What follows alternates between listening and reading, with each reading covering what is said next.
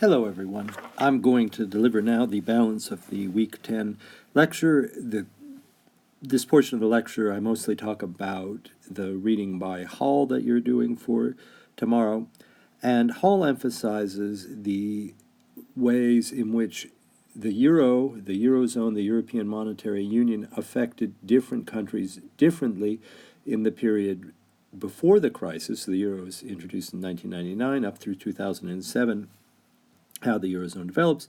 He also gives a very useful historical survey of where the euro comes from, which will give you a historical frame for the events we're talking about today.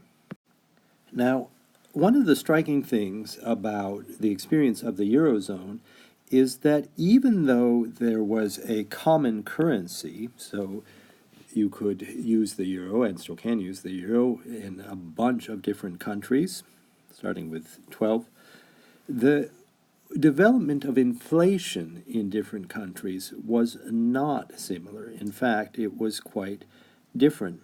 So you go back to the origins of the euro and you take that price level as 1, and you go out through the crisis of 2008, 2007, 2008 here. What you see is that some countries, like here's Greece, or here's Spain, Italy, have relatively fast inflation.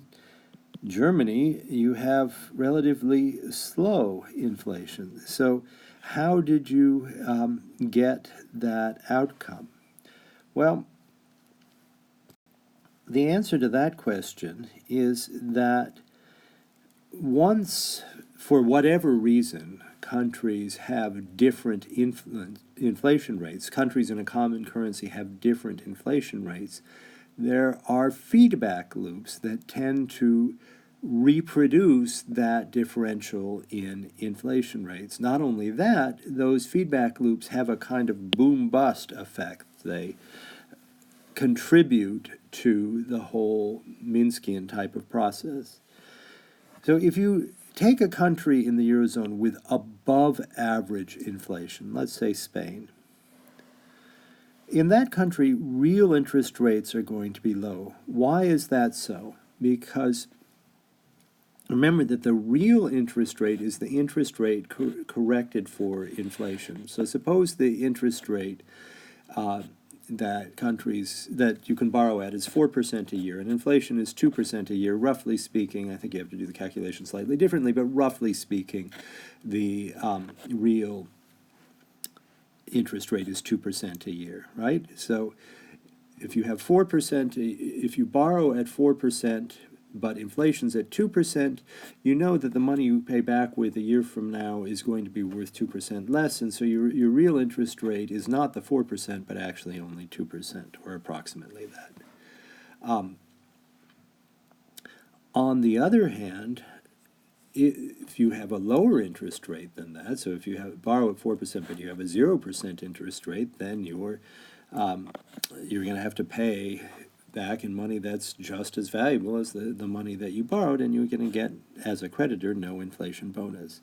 So suppose you're talking about a country that has above average inflation, right?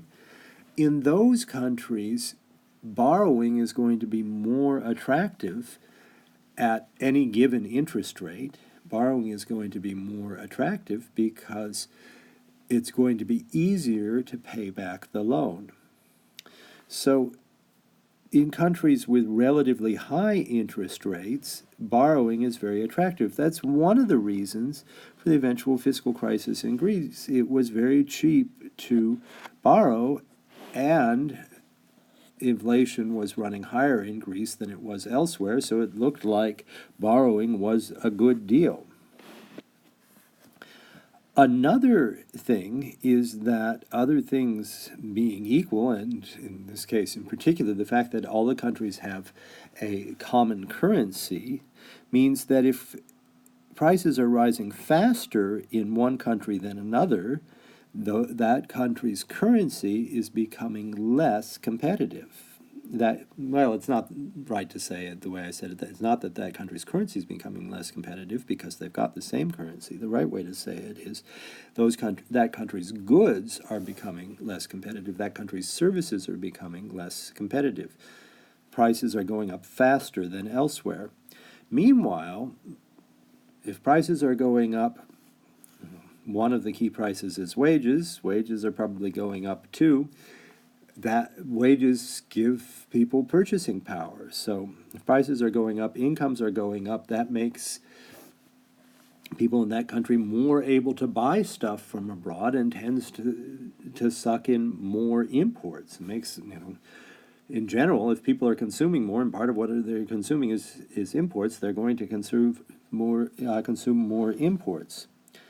Now, that means they tend to get a trade deficit.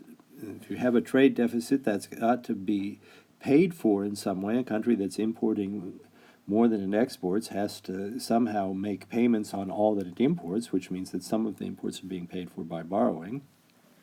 That's borrowing from often from abroad, and that means that there are going to be capital inflows. Money coming into the country tends to, other things being equal, drive prices up more. So you get a feedback loop. We can draw the feedback loop. We have higher prices,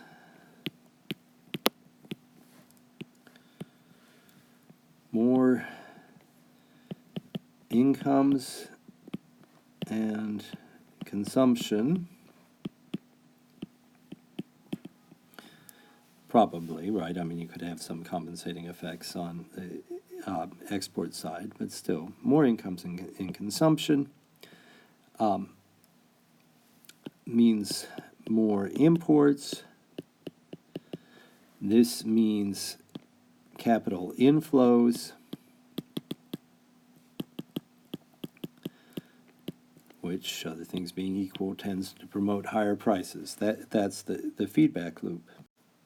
Now, if you're an investor looking at all of that, you might say, hey, where do I want to put my money? Do I want to put my money in the place where I've got euros, I'm already in euros, but do I want to put my euros in a place where prices are going up faster, invest them there, or invest them in a place where they're not going up so fast? I probably want to invest them in a place where they're going up faster. So we could call that a kind of one-way bet.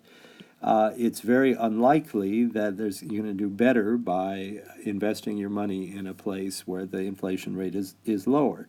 And so that tends to give another reason that you get capital inflows in those places. And the housing booms in Ireland and Spain are definitely related to that phenomenon.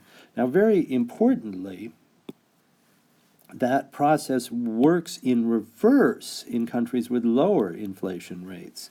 So why, if you're going to invest in Germany, you don't want to invest in Germany for things that are going to fuel domestic consumption because prices aren't going up very fast, wages aren't going up very fast. It isn't where you're going to make increasing sales. If you're going to invest, you're probably going to invest for export, and it's expensive to borrow money to do operations that are solely on the German domestic market. It's relatively more expensive in real terms because there's no inflation to help you pay back the debts. So the effect is that in countries with above average inflation, monetary policy, which is set for the Eurozone as a whole based on average inflation, monetary policy is going to be very stimulative. And in places with below average inflation, monetary policy is going to be very restrictive. And so the simple fact of differential inflation rates touches off all of these processes that generate international capital flows and reproduces the situation of differential real interest rates. Here's another slide I stole from Stephanie Walter. I had a slide on this, but this one's better than the one I had. So the development of the Eurozone saw, in line with these differential inflation rates, the emergence of surplus countries, especially Germany, with more and more trade surplus, and deficit countries with more and more trade deficit, and the trade surplus and the trade deficit go together with capital inflows. Now, Hall wants to explain this with different varieties of capitalism, or different growth models. Hall's distinction, the distinction between the kind of thing that Hall does, which is known as varieties of capitalism theory, and the growth models theory that we saw from Beccaro and Pontusson, is shrinking somewhat. So for our purposes, you can think of this as another discussion of growth models and not worry too much about varieties of capitalism. And what Hall argues is that variations in the organization of the European political economies generated structural strains within the European Monetary Union, within the Eurozone, within the single currency. And he identifies two models, what he calls a northern model, in which wage coordination enables wage moderation. We've seen that before, right? We read his piece on central banks and wage moderation. In those countries, competitiveness does not depend on devaluation. They don't have they don't have any real exchange rate appreciation. And because they don't need to devalue to bring prices back in line. Of course, one can't devalue the euro. An individual country can't devalue the euro. But before the euro, many countries would regularly devalue. And then in the northern model, exports are the key source of demand. He contrasts this to what he calls the southern model. Now, that's slightly a term of art because Ireland is included here. In these countries, he suggests there's a weak capacity for wage moderation. Before the euro, adjusting competitiveness depended on devaluation. So in these countries, you had real exchange rate appreciation.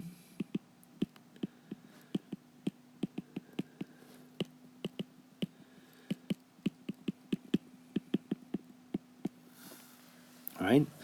And then in those countries as well, the domestic demand was crucial. So Hall thinks that putting these two things together in the Eurozone led to the buildup of economies, sort of the southern economies being dependent on capital inflows and borrowing, and that's why they ran into so much trouble in the crisis. And he documents this by showing that there were really big differences in the growth of domestic demand, right? So here's our Portugal, Italy, Greece, Ireland, Greece, Spain, right, our pigs. They rely on higher growth in domestic demand than Germany does. I've written things out here as a trade model, as a demand model, where you can just see where does the growth come from. In the Eurozone as a whole, in the pre-crisis era, you get trade surplus, investment, government final consumption, especially household final consumption as sources of growth. So the big ones are investment and household final consumption, and you have about 2% growth a year. But it was very different in different countries. Here's the model for Germany. Germany is relying for its growth very much on the trade surplus. It's not growing that fast compared to the rest of the Eurozone. And it's not doing it based on investment or household final consumption. It's really the trade surplus, and that is a trade surplus to the rest of the Eurozone. So the contrast between different demand models is certainly real.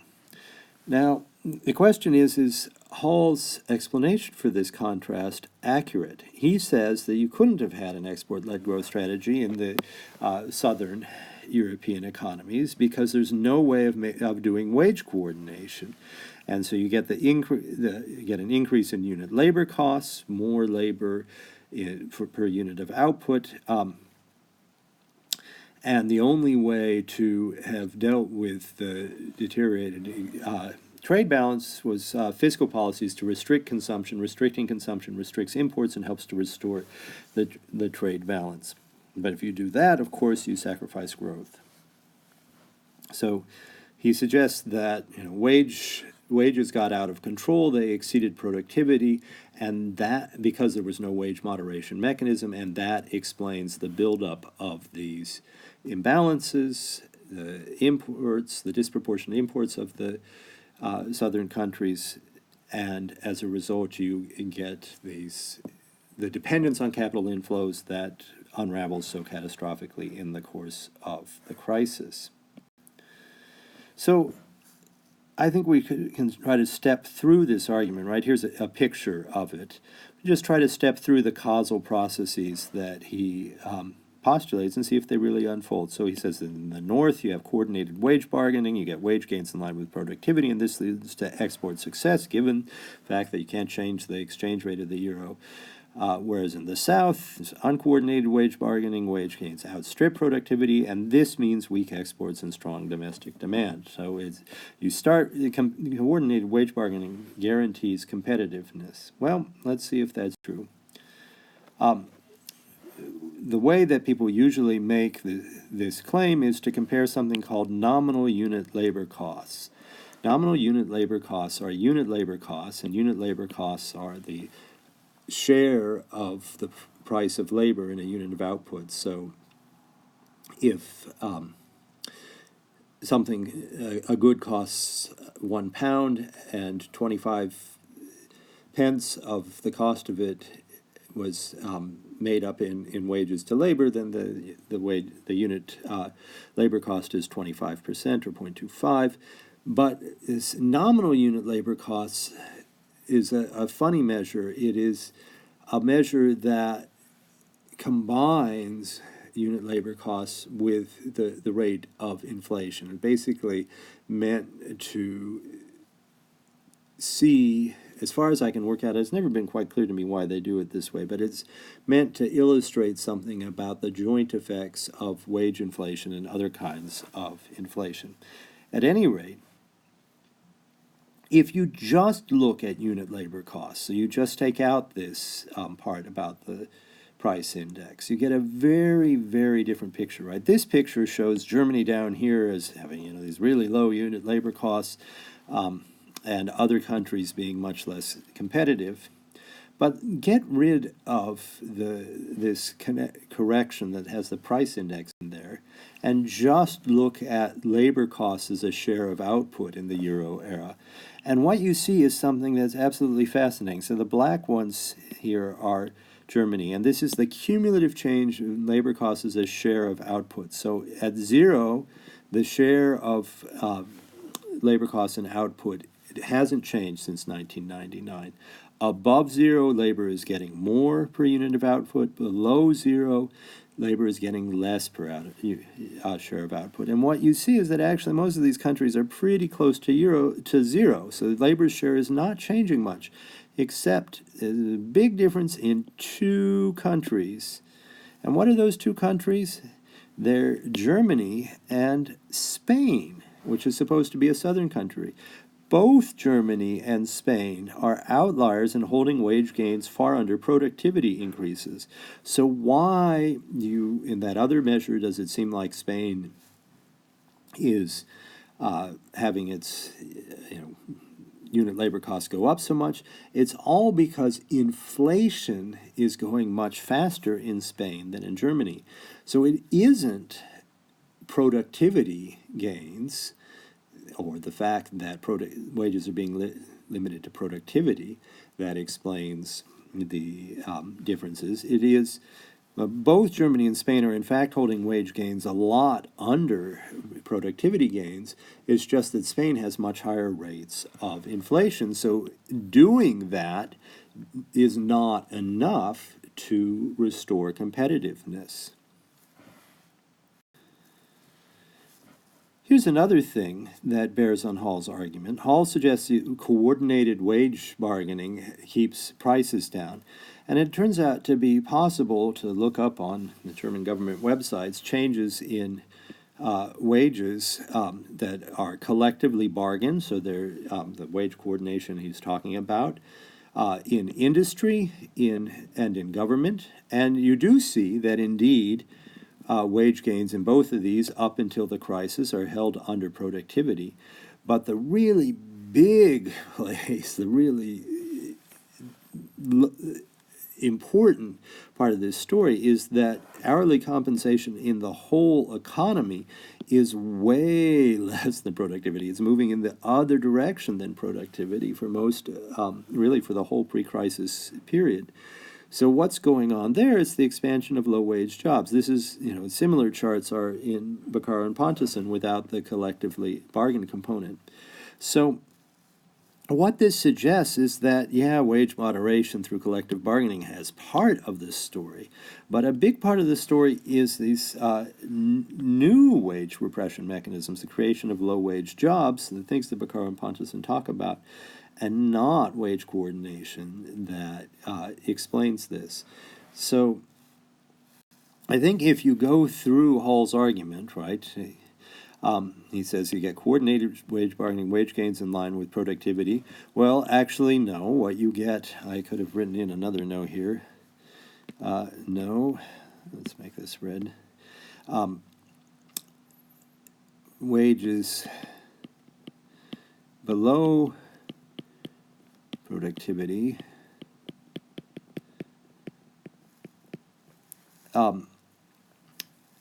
And why is that? That is because of this over here, exclusion of low-wage workers from collective bargaining and wage gains, wage gains in general, below productivity. So that will give you export success given fixed exchange rate. Meanwhile, over on the South, uncoordinated wage bargaining, do wage gains outstrip productivity? No, not really. We saw that in most cases, the wage gains are more or less straight in line with productivity. In Spain, they're even below.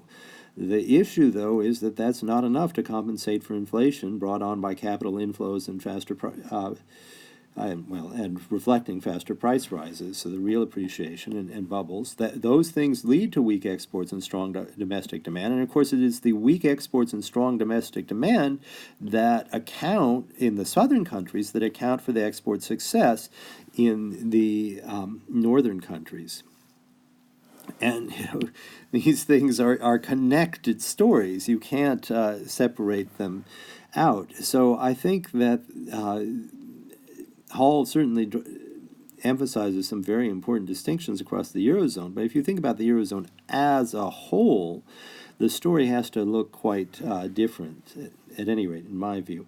I want to wrap up this short presentation by going back to the slide on interest groups in surplus countries, what they think about possible domestic stimulative policies. And I had missed that the down here at the bottom is the key for these different things. So the ones I want to emphasize are the constituency for higher wages. This is employers. They're like, no, we don't like that. And unions are like, yes. Employers, this is Austria now. Unions, yes. Netherlands, employers kind of neutral. Unions, definitely, we like that, right?